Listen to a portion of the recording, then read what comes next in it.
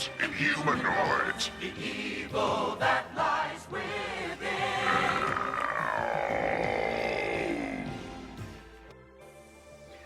Welcome back to Retro Wednesday, the Tiberium Hanger. This is Volume 3 of Righting My Wrongs, and basically what I do is I go and talk about other things that I did not get in my videos, or maybe got wrong in my videos, little details about a toy line that wasn't in a past Retro Wednesday video, but it's really just an excuse for me to talk about vintage toy lines that I haven't talked about in a while, because it's kind of fun to go back to it. And I always wished some YouTubers would go back and revisit old toy lines they talked about 4 years ago, kind of what I'm doing here. But we're going to talk about several different toy lines, from Inhumanoids, which I don't talk about very much, the Dukes of Hazzard, which I don't talk about, well, at all since the video, Superpowers, which is my, I've got the most constructive, destructive criticism out of most of my videos, that video there. Silverhawks I don't talk about a lot for vintage wise, but I do the modern.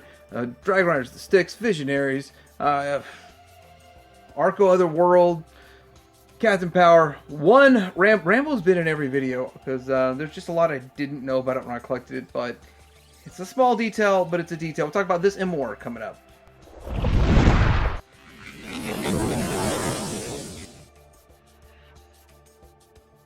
Alright, when I talked about the Visionaries, and I did the Visionaries video, I did leave off the small little vehicle that was going on with the Dagger Assault, but I also mentioned the comics, but I didn't have any. I went to probably 30 different comic shops, or asked a bunch of vendors at different conventions, and I never did seem to get anybody to help me with this. Well, I was at one convention, I got a handful of them, and then I went to their shop and they got me the rest.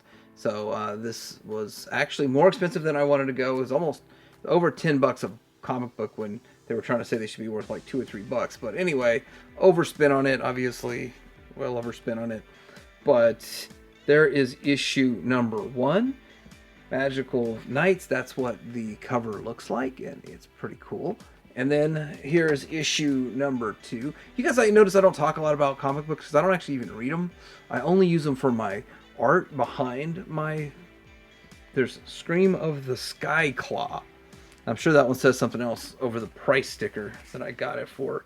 Then this one here, it shows the Dark Lords, and I guess just killing a citizen. There is By Demon Destroyed, and then I'm getting them all out of order now. Then here we go. We see Sindar on there fighting what looks like some sort of a dragon beast, and there's a big female on there, like a big giant picture of a female. I don't see any other writing to differentiate. Now here we go with a nice big bear. Is that is it Kravix? No, Cryotech. I'm forgetting the names. It's been a little while since I've talked about them. I don't keep up with the names. They doesn't stay in the random access memory for very long. It's issue number 5, and then the last issue number 6. And there's Arzon turning from his bird and getting caught in a net. The final flight of Arzon. Kind of cool stuff. Just happy I picked them up. Alright, next up we're going to get to Arco the Otherworld. And I made these lava men because at the time that I was collecting these, the lava men, everybody wanted like $200 for lava man. And it really got under my skin that they were expecting me to spend that much money. I think that's ridiculous. And with that, I'm going to back these up, and I want to kind of see what a real lava man looks like in size comparison. And so I made one a little too big, one's a little too small. There's nothing really just right in there. Can these Bendums stand? Yes, they can stand. So that's the difference between what I had in the video to show my representation of Lava Man, and it's, oddly enough, very bright orange. I thought he'd be more red than this, and even looking at pictures on the internet. And then he comes with 2 balls. Now, I think these are the same balls. Either, I know for sure these come with the M.A.S.K, the rock thrower, but I think they're the same ones that come with him.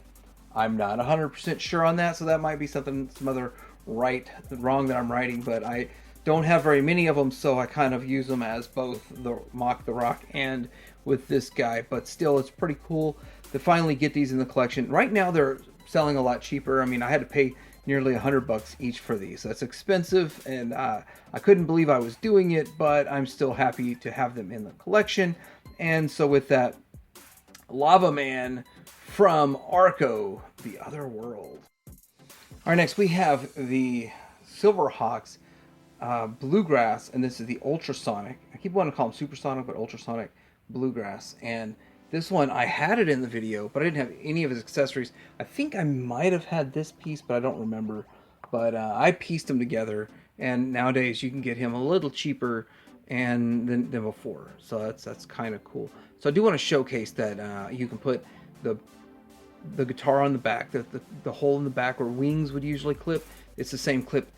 It's a modified version of the Centurion's clip, but there's his hat. It's slightly different than the first one, which I should actually show that because it's a different hat. Even though it looks the same, he has a different hat. I don't know why they did that, though. Here is the hat that came with the first version of this guy, and if you put that on there, that's what it looks like. Does it work?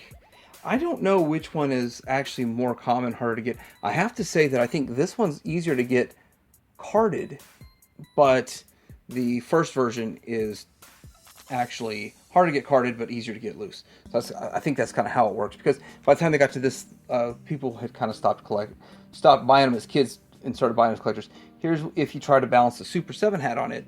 That's how the Super 7 hat for Bluegrass works on it. If you're a Super 7 collector, you could probably cheat it with this. I don't know. But having the original one, which is considerably smaller than the first one. So that's something that I really wasn't able to show in my video.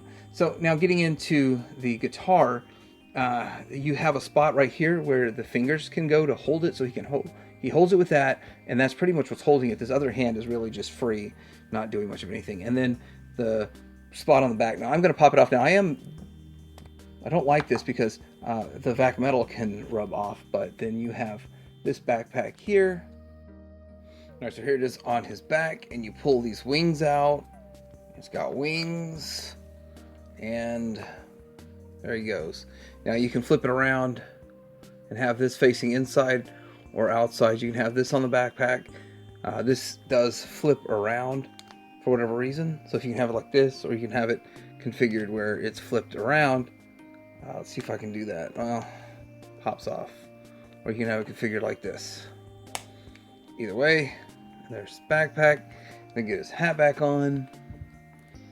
And there he goes. If that's a thing you wanted to do. This is really weird and strange, but that's ultrasonic.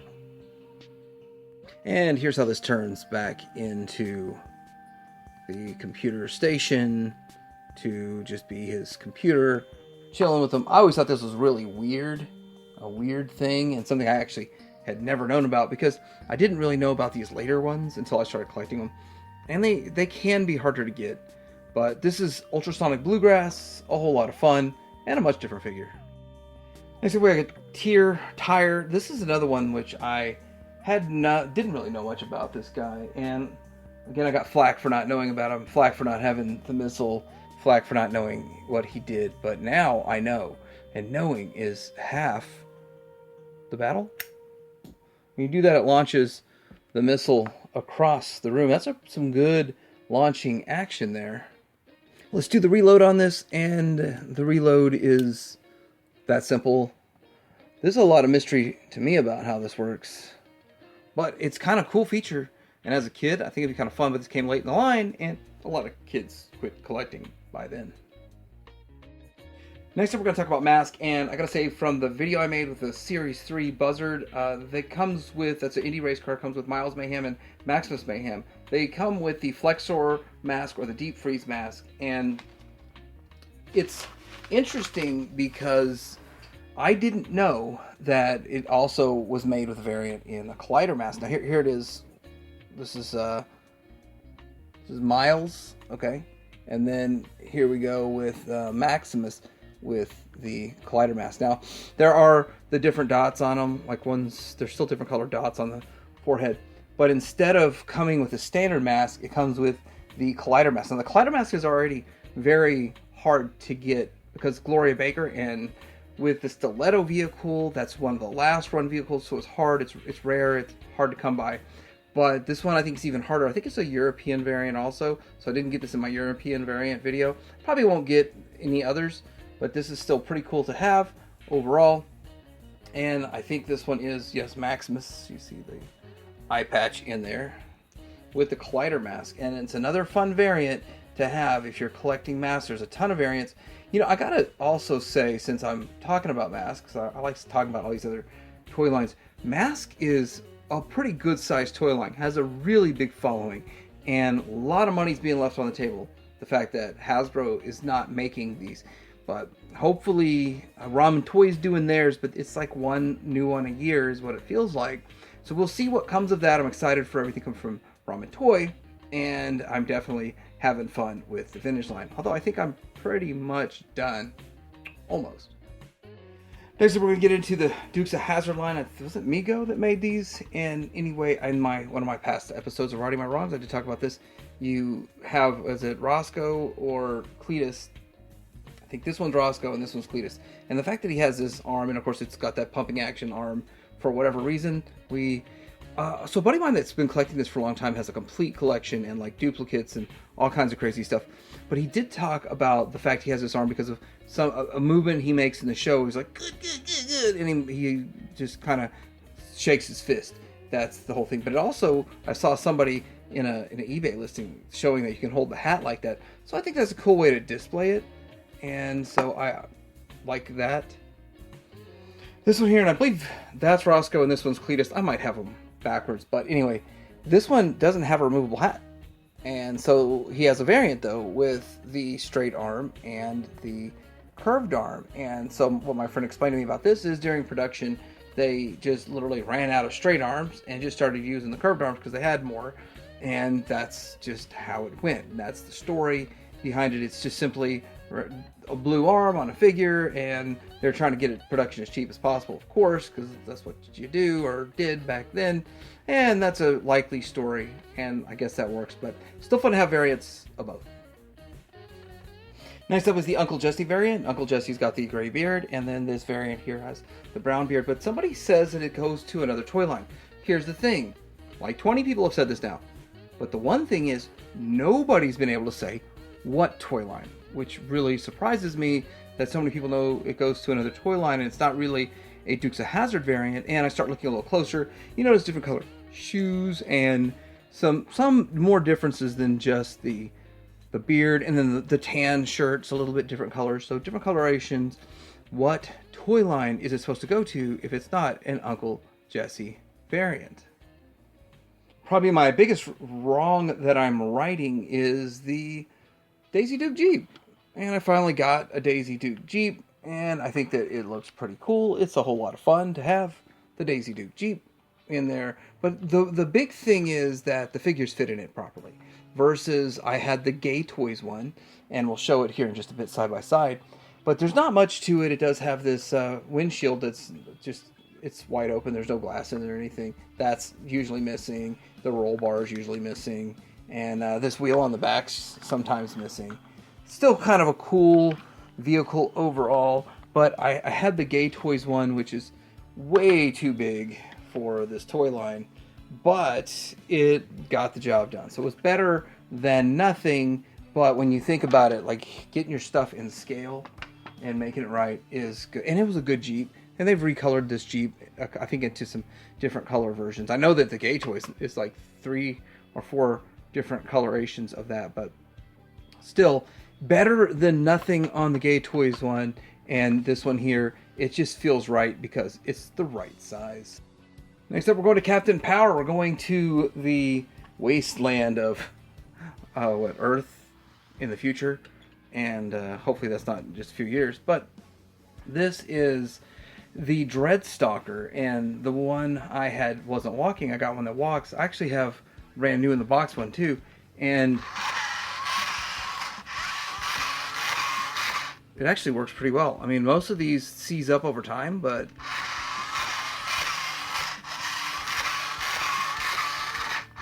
now the turret moves too. It's shooting stuff.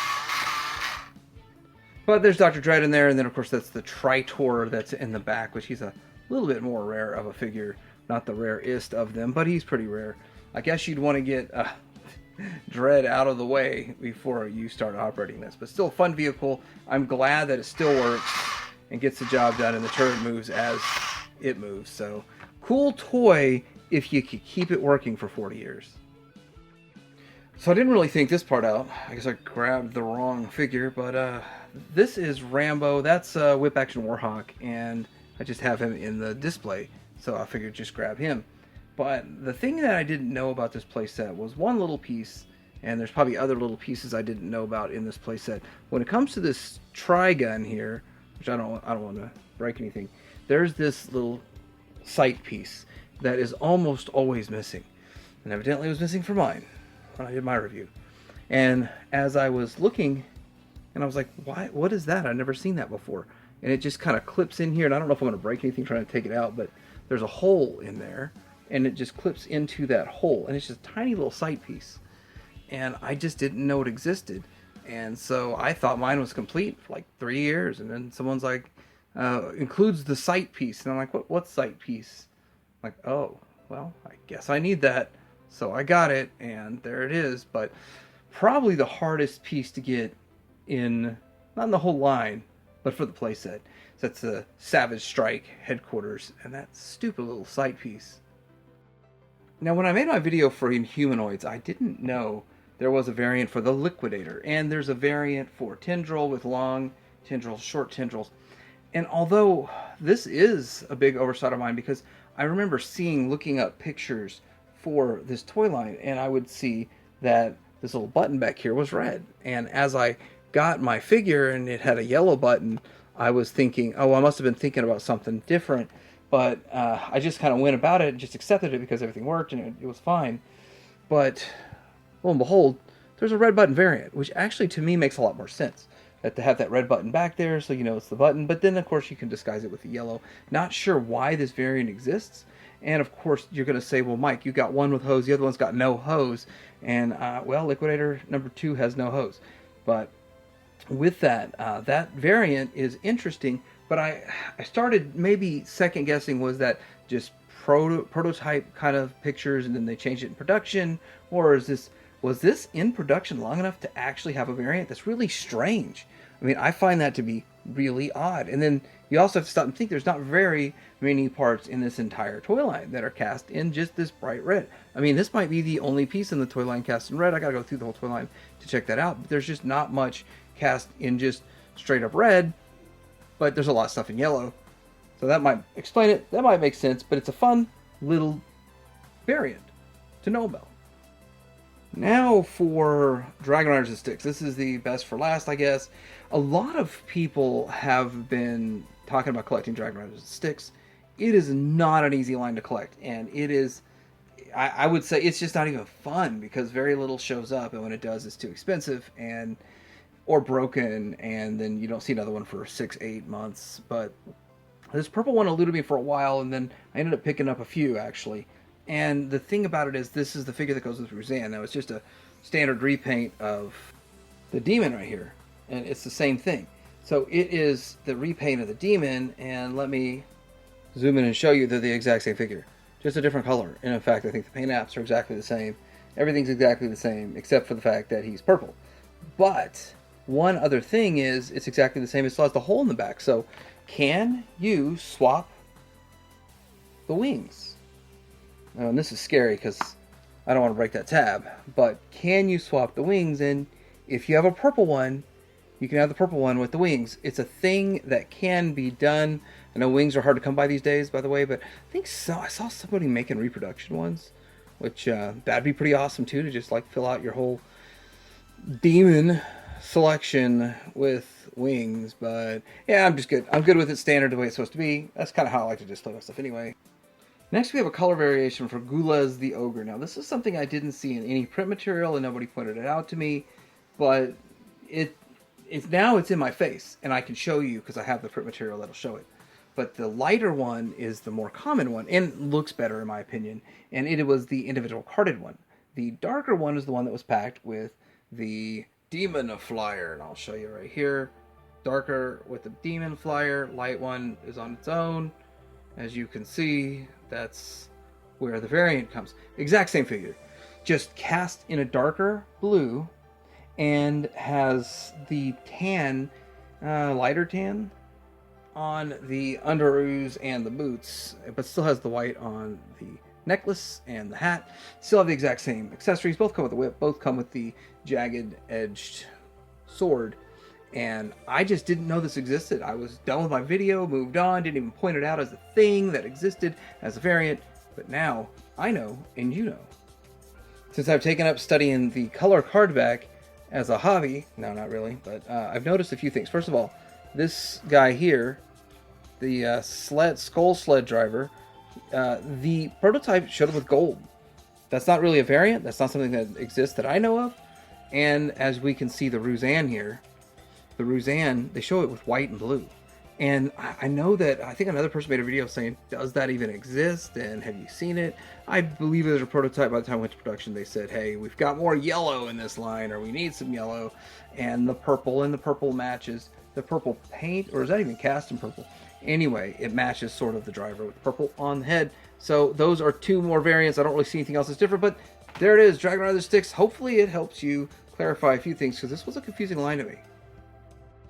Tired of looking for these freaking snakes for this freaking sled.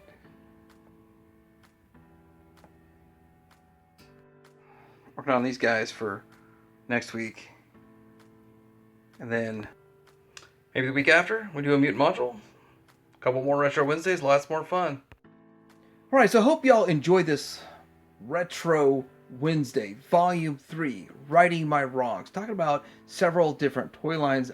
I just feel like this is fun. I have the most fun making Retro Wednesday videos, but specifically something like this where I can just talk and have fun. But let me know what you think in the comments below. And of course, if there's something in a video that I did wrong in the past, I'm going to make it right in Volume 4. Titanium Hanger out.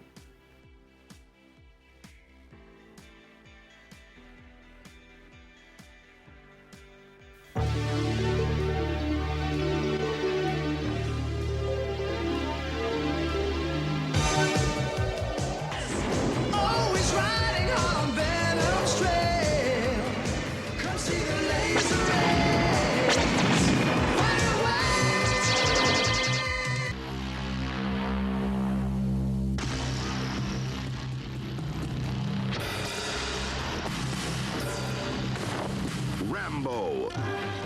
Savage forces of General Warhawk threaten the peace-loving people of the world. The honor-bound protector of the innocent. Rambo, the force of freedom. Partly metal, partly real.